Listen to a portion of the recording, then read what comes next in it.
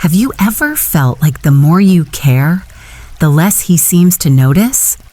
Like you're pouring your whole heart into the relationship, replying fast, showing up every time he calls, trying to be everything he needs. And yet, something starts to shift. He grows distant. His texts get shorter. His calls become rare. And you're left wondering, what am I doing wrong? But maybe the real question is this: are you doing too much? You see, in love, energy is everything. When one person leans in too far, the other instinctively leans out. It's not always intentional, it's human nature. Sometimes when you stop chasing, that's when they finally start to see you. That's when they realize your presence is not guaranteed, and your love is not to be taken for granted. This isn't about playing games. This is about coming home to yourself, about remembering that your value doesn't increase when you overextend. It shines brightest when you stand still, rooted in your own worth. So today, let's talk about what it truly means to care less. Not because you love less, but because you're learning to love better. Starting with something so simple yet so powerful: being less available. Part 1. Don't be always available. Leave room for missing you. Let's get real for a moment. When someone is always there, always saying yes, always ready to drop everything, you stop noticing them. Not because they're not valuable, but because their presence becomes expected. It's like background music. You only notice it when it stops playing. The same goes for relationships. Constant availability often leads to quiet invisibility. That's why one of the most surprising truths in love is this: if you want him to crave your presence, sometimes you need to create your absence. I'm not saying disappear or ignore him. I'm saying let your life breathe. Don't rush to reply the second he texts. Don't cancel your workout or your dinner plans just because he suddenly has time. Respect your schedule. Prioritize your time. Let him fit into your world instead of constantly molding yourself into his. In fact, there's a kind of magic that happens when you're just a little bit less reachable. When your phone buzzes and you wait a bit because you're present in your own life. Maybe you're reading or laughing with your best friend or walking your dog through the park with music in your ears and the wind in your hair. That's not being cold. That's being alive. And that's attractive. There's something incredibly magnetic about a woman who's centered in her own world. Men notice that. They wonder where you are, what you're doing, why you're not just waiting around for them. And that wondering turns into wanting. One woman I coached told me this: I stopped texting him first every morning. At first, it felt like I was playing games. But then I realized I wasn't playing anything. I was just living again. And you know what? He noticed. He started reaching out more, asking about my day, planning ahead to see me. The truth is, we teach others how to treat us. If you're always available, you're teaching him that you'll always be there, no matter how little effort he puts in. But when you step back with grace, you give him space to step forward with intention. So the next time you're tempted to say yes just because he finally called, pause. Ask yourself, do I want to do this? Is this the right time for me? And if the answer is no, let it be no. That boundary is not rejection. It's self-respect. And often, it's exactly what wakes him up to the fact that you are not just any woman. You're the woman he doesn't want to lose. Part 2. Fall in love with your own life first. Before you expect someone to fall deeply for you, ask yourself this: have I fallen in love with my own life yet? Because here's the truth. People are drawn to those who are already lit up from within. Not the ones chasing love like it's oxygen, but the ones who breathe joy, purpose, and self-worth, whether they're single or not. When your happiness doesn't depend on someone else's attention, you become irresistible. Why? Because you're full. You're not waiting to be completed. You're already whole. That energy is rare, and it changes the game completely. So many women get caught in the trap of revolving their world around a man, checking their phone every few minutes, changing plans on a whim, quietly rearranging their dreams so they won't feel too much for him. But in doing so, they slowly fade away from themselves, and eventually he feels it too. Not because she stopped being kind or loving, but because she stopped being herself. That magnetic woman with passions, stories, goals, and glow. She's been replaced by someone who's always available, always agreeable, and always anxious for validation. That's not love. That's loss of self. So what if, instead of waiting for him to call, you took yourself out to that brunch spot you've always wanted to try? What if you booked that pottery class, signed up for yoga, joined that weekend hike, or spent your Saturday curled up with a good book and a candle lit beside you? Not because he canceled, but because you chose that time for you? Imagine being the woman who has a calendar full of things that make her soul smile. The woman who walks into a room not hoping to be chosen, but carrying the energy of someone who's already chosen herself. That confidence is not loud. It's soft and grounded, and men feel it. They may not be able to explain it, but they'll be drawn to it. One woman in her 30s I worked with, living in Amsterdam, used to wait by the phone every Friday night, hoping her on and off boyfriend would make plans. One day, she decided to stop. She started joining cooking classes, saying yes to wine nights with friends, and even planned a solo trip to Italy. At first, he was confused by the shift. Then slowly, he started texting more, asking her what she was up to, trying to join her world instead of pulling her into his. Why? Because she had become vibrant again. She wasn't orbiting around him. She was shining on her own. So if you want to be wanted, if you want to be pursued, don't dim your light waiting for someone to notice you. Brighten it. Build a life that feels good with or without him. Do the things that bring you back to yourself. Fall in love with your mornings, with your rituals, with your solitude, with the version of you that shows up with or without a text. Because when you're in love with your own life, anyone who wants to be part of it has to add to it, not complete it. And that's when love becomes real. Part 3. Let him earn your attention, not take it for granted. Attention is a gift. Not everyone deserves it. And in relationships, the moment your attention becomes automatic, it starts to lose its value. The truth is, we often teach people how to treat us, not with our words, but with what we allow, what we tolerate, and what we give freely without being asked.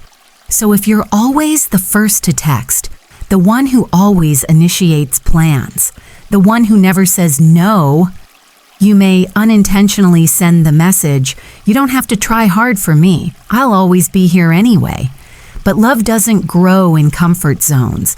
It grows in effort, in investment, in mutual energy. That's why sometimes the most powerful thing you can do is to step back, not in anger, not in manipulation, but in quiet confidence. To say without words, "If you want my time, show me yours is sincere. If you want my heart, Show me yours is open too. Let's talk about what this actually looks like. It's not about playing games or pretending to be someone you're not. It's about protecting your emotional energy. Maybe you're always the one making dinner plans or suggesting a movie night. Try letting that go for a week. If he doesn't step up, it tells you something. If he does, if he starts to ask, to plan, to lean in, you've created space for him to show you what he's willing to give. And that's where real connection begins. Not from chasing, but from choosing. Both ways. I remember a young woman from Copenhagen telling me how she used to send daily good morning messages to the guy she liked. Thoughtful, sweet, always consistent. And yet, he rarely responded with the same warmth. Eventually, she decided to stop, not out of spite, but out of self-respect. She told me, I realized I was putting more into it than he was even noticing. The most amazing part? After a few quiet mornings, he texted first, then again the next day, then asked her out for a walk by the canal. Something had shifted. Not because she played hard to get, but because she stopped giving her effort to someone who didn't value it until it was missed. When a man earns your attention, he values it, he protects it, and he learns to meet you at your level. But if he never has to work for it, he starts to believe it's guaranteed. That's not his fault. It's a natural human tendency. We all value what costs us something, and your energy, your heart, your time, they are worth a lot. So stop discounting them. If someone wants to be close to you, let them show it, and don't be afraid of silence. Sometimes, in the quiet, people realize just how much noise you added to their life, how much warmth, how much care. Let your attention be earned, not expected. You are not a prize on a shelf waiting to be picked. You are a woman with depth, with dreams, with fire. And anyone who wants a place in your world should feel honored to be there. So let him rise. Let him reach. And when he does, you'll know he's ready. Part 4. Emotional independence is sexy. There's something undeniably magnetic about a woman who can hold her own heart. A woman who isn't waiting for a message to feel seen, or a compliment to feel beautiful, or a relationship to feel complete. She loves deeply, but she doesn't lose herself. She's emotionally independent. And that, my friend, is sexy in the most powerful way. Let's be honest. How many of us have fallen into the pattern of letting our mood rise and fall depending on how a man shows up? You're glowing when he texts back right away and sinking when he pulls away without explanation. It happens so easily. But here's the hard truth. If your joy lives in his hands, he has the power to crush it, even when he doesn't mean to. That's not love. That's emotional dependence, and it drains both people in the long run. Emotional independence means you still feel things. Of course you do. You still care, you still love, you still hope, but you don't abandon yourself in the process. You know who you are outside of the relationship. You have your own peace, your own rhythm, your own healing. And you don't make someone else responsible for your happiness or your self-worth. That's your job. That's your power. A woman in Berlin once told me something that stuck with me. She said, when I started dating again after my divorce, I told myself I am allowed to want love, but I am not allowed to forget who I am. That became her anchor. It changed the way she approached dating. She didn't need someone to fill her up. She was already full. She was open to connection, but never at the cost of her own stability. And guess what? that confidence, that clarity. It attracted the kind of partner who admired her, not tried to control her. You don't need to play aloof or act like you don't care. That's not independence. That's avoidance. Real emotional independence is warm, soft, and strong.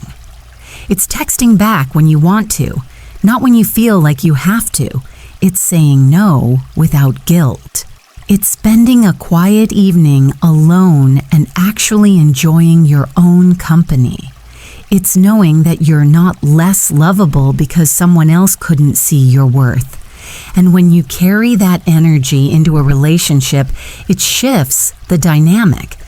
The man you're with no longer feels pressure to complete you. He gets to walk beside you as a partner, as an equal. And that space you've created in your soul, that space not filled by fear but by grace, that's what makes love feel light, not heavy. That's what makes connection feel like freedom, not attachment. So if you've been caught in the cycle of overthinking, waiting, obsessing, take a breath. Come back to yourself.